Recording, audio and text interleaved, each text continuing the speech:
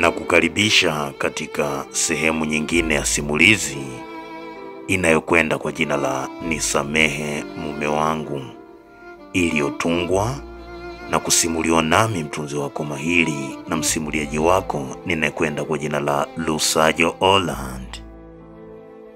Katika toleo lililopita tulishia pale ambapo Hassan alikuwa ameenda kwa mamu ili kupata hifadhi ya kulala siku hiyo, lakini ndio wakati akawa amegundua kuwa kumbe mke wake Nasra kwa wakati huo alikuwa akiishi na Dula.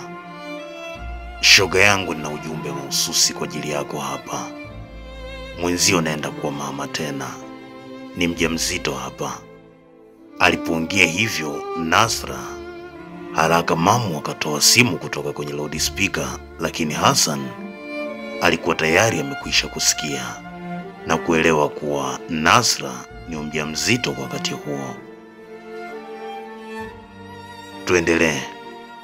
Mara baada ya mazungumzo kati ya mamu na Nasra, mamu alipokata simu akamtazama Hassan kwa jicho la kuibia ili kujiridhisha ikiwa alikuwa kwenye hali gani Hassan, maana alijua kuwa ni lazima Hassan atakuwa amesikia.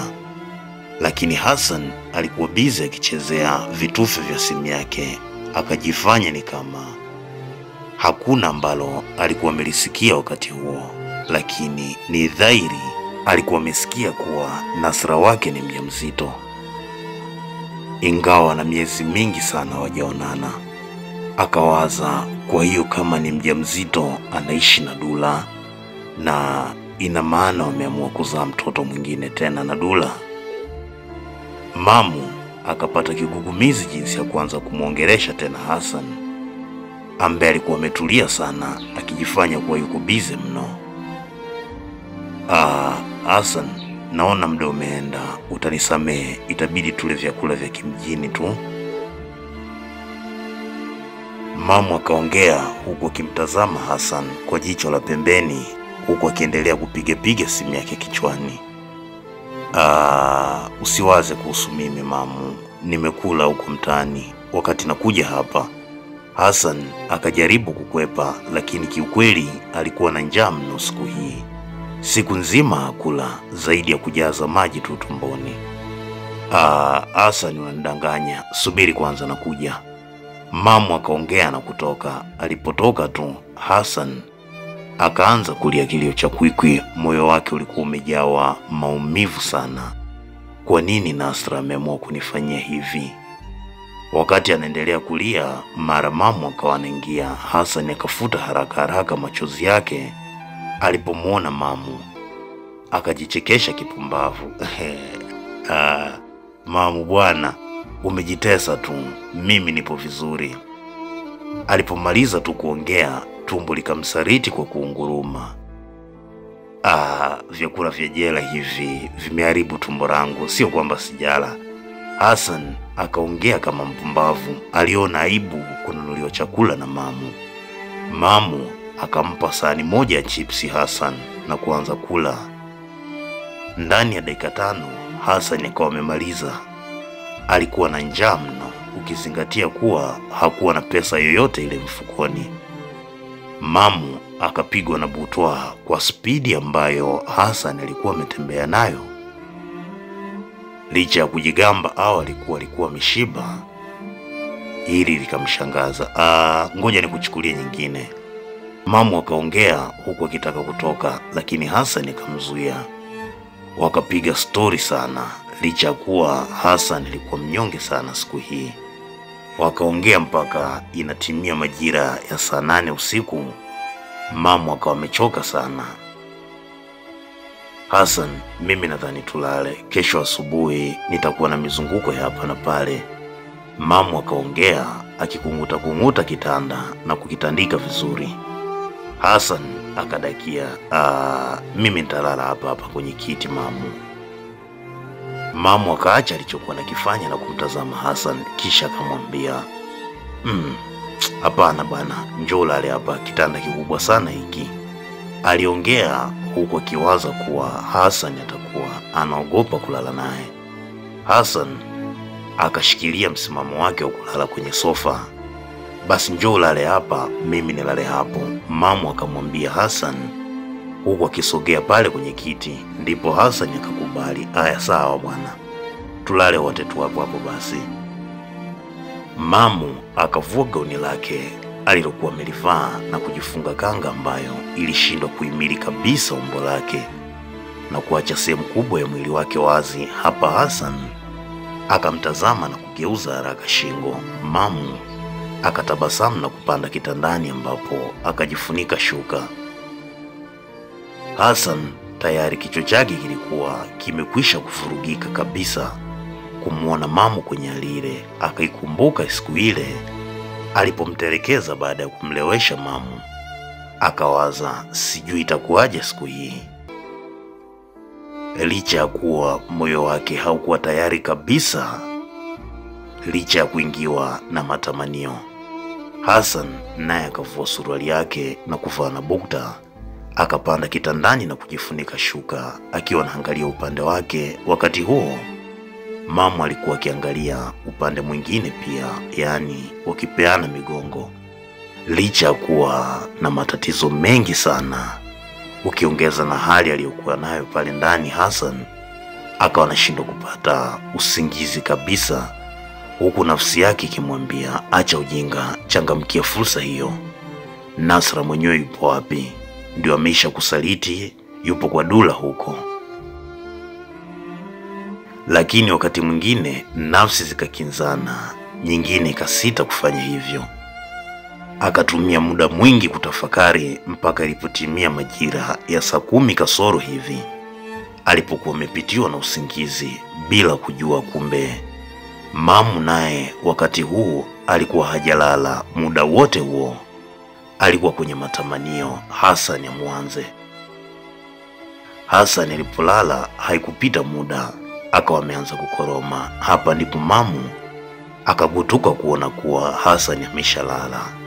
Akawaza ina maana haiwezekani. Akaanza uchokozi, akageuka na kumwekea mkono juu Hassan. Lakini Hassan alikuwa amelala fofofo. Alipogundua kuwa Hassan ameshalala fofofo, mamu alipomwekea Hassan mguu wake juu, lakini bado akagundua kuwa Hassan alikuwa shtuki, akamsogelea na kumkumbatia.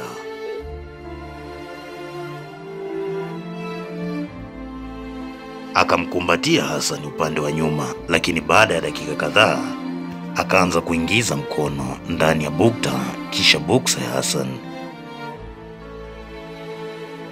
Akashika mitambo ya Hassan. Hapo ndipo Hassan akashtuka kutoka usingizini. Akapigwa na butwa, lakini akajikausha alipogundua kuwa ameshikwa. Akakohoa huku akijifanya kutaka kujigeuza.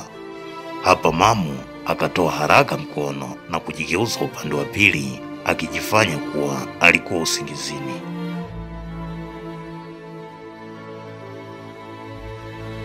Usiku ulikuwa mgumu sana kwa Hassan, pia kwa mamu, lakini Hassan alikuwa amedhamiria kuwa hatafanya hivyo kwa heshima ya ndoa yake, na ukizingatia pia kuwa mamu ni rafiki wa mke wake. Licha kuwa kutokana na matatizo ambayo anakabiliana nayo ndio amemlazimu kusogea kuomba hifadhi, araze mbavu zake angalau kwa usiku mmoja tu pale kwa mamu. Wakaendelea kuindana pale kitandani na wote hawakufanikiwa kulala mpaka kuna kucha. Siku hii mamu akaamka akiwa na hasira sana dhidi ya Hassan. Mamu akaamka akiwa na hasira sana dhidi ya Hassan, kinyongo chake kikiwa ni kwa nini Hassan ameshindwa kumwelewa anachotaka. Licha kuwa alikuwa hana uwezo wa kumweleza dhahiri, labda ingekuwa kama wakati ule alipokuwa amelewa. Huwa na ujasiri sana wa kuongea mamu anapokuwa amelewa. Alfajiri ya siku hii, mara baada tu ya kuamka, Hassan akawa amepigiwa simu na mama yake Nasra na kumwomba kuwa kama ana uwezo wa kufika nyumbani kwake Kibaha, anamwomba afike, kuna jambo anahitaji kuzungumza naye. Ndipo Hassan akamwahidi kuwa anaweza kufika jioni ya siku hiyo hiyo. Mama Nasra amekupigia simu wewe? Mamu akamuuliza Hassan mara baada tu ya Hassan kukata simu. Hassan akajibu, amenipigia, anahitaji niende kwake Kibaha, sijui kuna nini. Hassan alikuwa akiongea huku kichwani akitafakari, sijui hata huku Kibaha atafika vipi ikiwa hela ya nauli tu hana. Nenda bwana kamsikilize, ila suala la chumba utafanyaje sasa?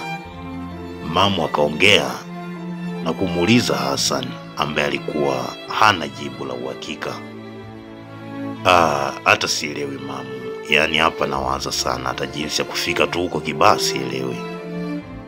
Hapa Hassan akaongea huku akikuna kichwa chake. Mamu akajibu, hapo shida. Akaongea huku akitoka nje kuelekea bafuni kwa ajili ya kuoga. Aliporudi kutoka kuoga akakuta Hassan ikiwa amejilaza kitandani, akionekana mwenye mawazo sana. Alikuwa ni Hassan huyu ambaye maisha yake yamevurugika kabisa. Alipotoka kuoga akafungua drawer moja iliyokuwa pembeni ya dressing table, akatoa kiasi cha shilingi 260 na kumkabidhi Hassan. Chukua hii, nadhani itakusaidia angalau utafute chumba ulipe kidogo, alafu mengine tutajua ya kufanya zaidi. Mamu alikuwa akiongea huku akijifuta maji kutoka kwenye nywele zake kwa kanga aliyokuwa ameivaa.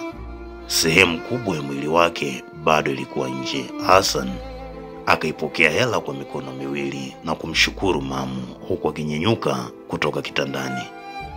Asante sana mamu, akaongea na kumkumbatia mamu huku akimshika kiuno mamu ambaye alikuwa hana kitu chochote ndani zaidi ya kanga aliyokuwa amejifunika. Mamu akamkumbatia kwa nguvu Hassan na kumwambia usijali, kwa sauti ya chini kidogo aliongea. Tayari hali ya kibiolojia ya Hassan ilikuwa imeanza kuharibika kabisa. Ndipo akashtuka, nimefanya nini tena? Haraka akajitoa kutoka kwenye mwili wa mamu na kwenda kukaa kwenye sofa. Mamu naye akazuga na kuanza kupaka mafuta.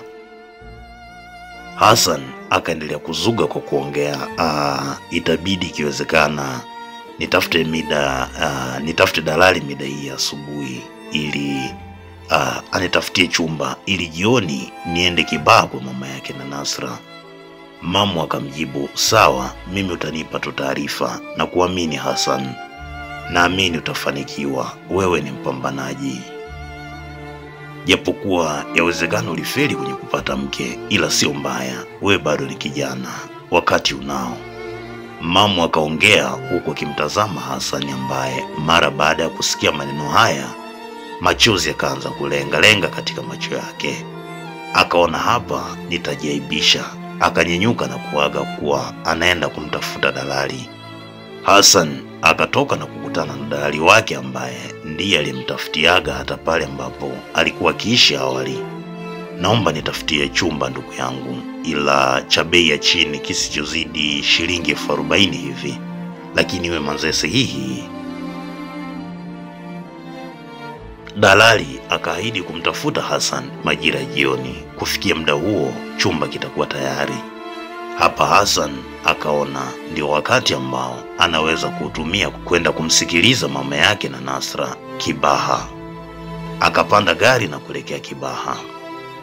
Lakini njia nzima alikuwa akijiuliza ni nini hasa ambacho mama Nasra anaweza kuwa anamuitia na anahitaji walizungumze.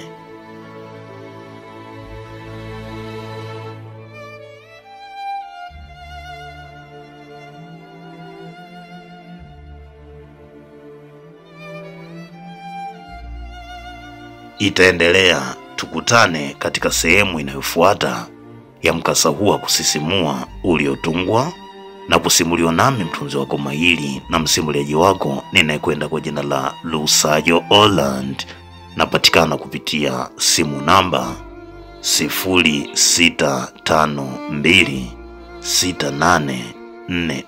0652684407. Asante kwa kuwa pamoja nasi. Usisahau kusubscribe, kulike na kucomment pia. Asante.